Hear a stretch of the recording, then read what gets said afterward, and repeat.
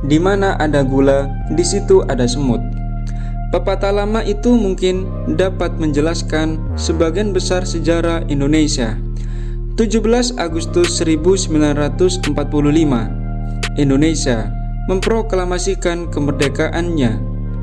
Bagi rakyat Indonesia, hari itu menandai berakhirnya penjajahan yang telah berlangsung selama berabad-abad. Namun, bagi banyak negara besar di dunia, kemerdekaan Indonesia justru membuka babak baru. Yang muncul di hadapan mereka bukan sebuah negara baru, melainkan sebuah negeri yang menyimpan kekayaan alam luar biasa dan berada di salah satu lokasi paling strategis di muka bumi. Dari hutan tropis yang membentang di Sumatera, Kalimantan, dan Papua, hingga ladang minyak yang tersebar di berbagai pulau. Indonesia memiliki sumber daya yang sangat dibutuhkan di dunia modern.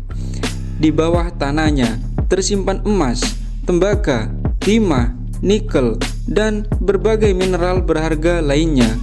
Sementara lautannya menghubungkan Samudra Hindia dan Samudra Pasifik, dua jalur perdagangan terpenting di dunia. Indonesia bukan hanya negara yang baru merdeka. Indonesia adalah negeri yang sejak lama menjadi incaran berbagai kekuatan dunia. Namun, kisah ini tidak dimulai pada masa Soekarno. Jauh sebelum Indonesia merdeka, bangsa-bangsa asing telah datang ke Nusantara untuk mencari kekayaan yang tersimpan di dalamnya.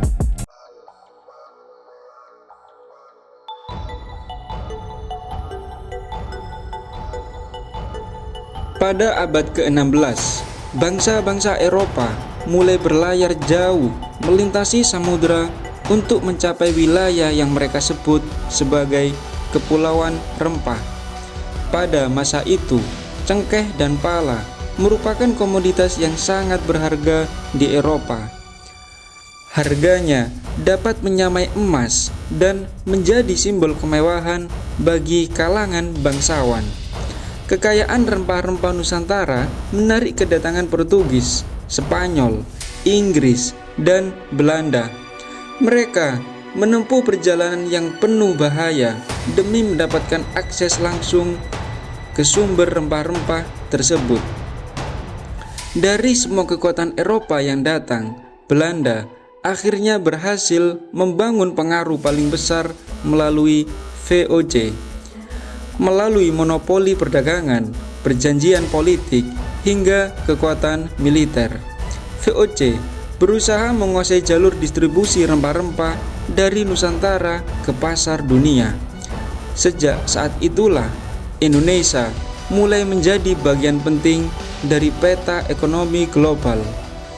Kekayaan alamnya menjadi alasan utama mengapa bangsa-bangsa asing rela menempuh perjalanan ribuan kilometer untuk datang ke kepulauan ini.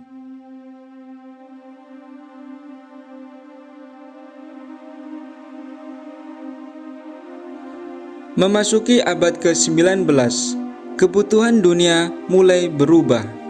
Revolusi industri di Eropa menciptakan permintaan yang semakin besar terhadap berbagai bahan baku.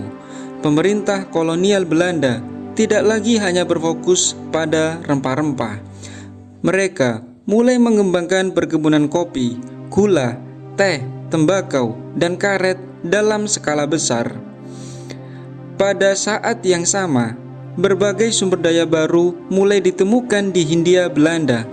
Minyak bumi ditemukan di Sumatera dan Kalimantan. Timah ditambang dalam jumlah besar di Bangka dan Belitung.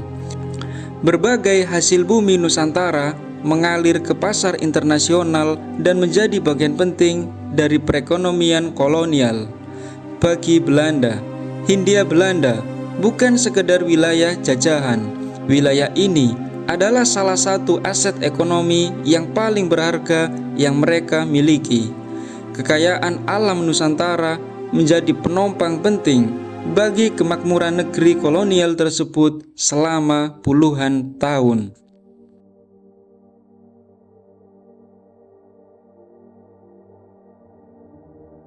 Ketika Perang Dunia Kedua pecah, nilai strategis Indonesia semakin terlihat. Pada tahun 1942, Jepang melancarkan invasi ke Hindia Belanda. Salah satu alasan utama adalah kebutuhan akan minyak bumi.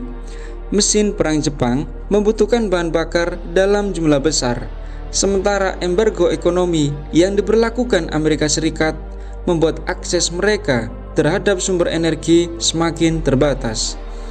Ladang minyak di Sumatera dan Kalimantan menjadi sasaran penting. Jepang memahami bahwa siapa yang menguasai sumber energi akan memiliki keuntungan besar dalam peperangan. Sekali lagi, kekayaan alam Indonesia menjadi faktor utama yang menarik perhatian kekuatan besar di dunia.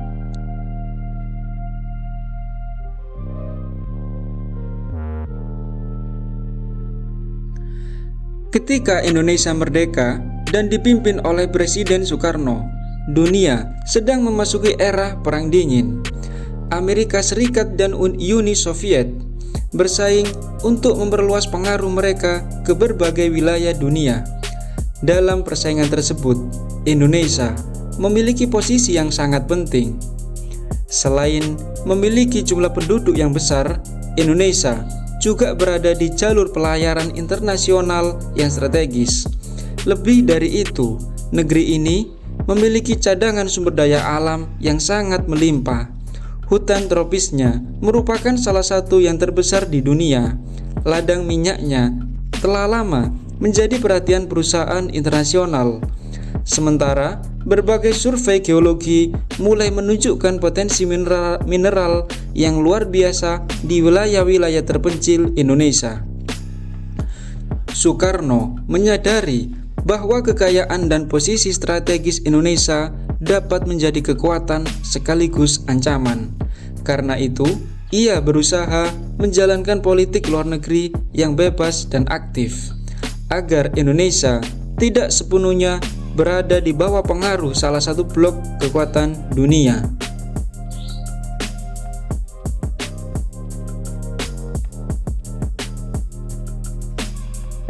Banyak orang mengira dunia hanya tertarik pada emas atau minyak Indonesia. Kenyataannya jauh lebih kompleks. Dunia melihat Indonesia sebagai kumpulan berbagai sumber daya strategis yang sangat dibutuhkan untuk pembangunan ekonomi modern. Jepang yang sedang mengalami pertumbuhan ekonomi pesat membutuhkan kayu dalam jumlah besar untuk industri dan konstruksi. Hutan tropis Indonesia kemudian dikenal sebagai emas hijau karena nilainya yang sangat tinggi. Negara-negara industri juga membutuhkan minyak bumi untuk menggerakkan perekonomian mereka.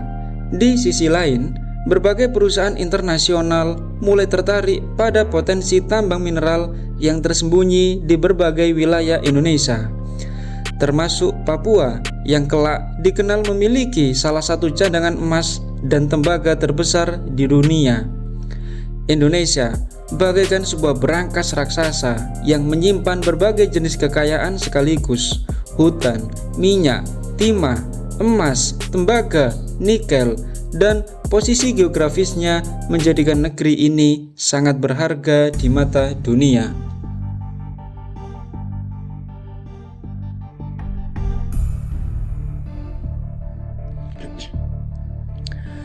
Berbeda dengan masa kolonial, negara-negara besar pada abad ke-20 tidak selalu datang dengan armada perang. Mereka hadir melalui jalur yang lebih modern. Investasi, perdagangan, bantuan pembangunan, kerjasama teknologi, pinjaman internasional, dan diplomasi menjadi instrumen utama untuk membangun pengaruh. Persaingan tidak lagi selalu dilakukan melalui penjajahan langsung, namun kepentingan terhadap sumber daya alam Indonesia tetap ada. Banyak negara menyadari bahwa siapa yang memiliki hubungan baik dengan Indonesia akan memperoleh keuntungan ekonomi dan strategis yang sangat besar.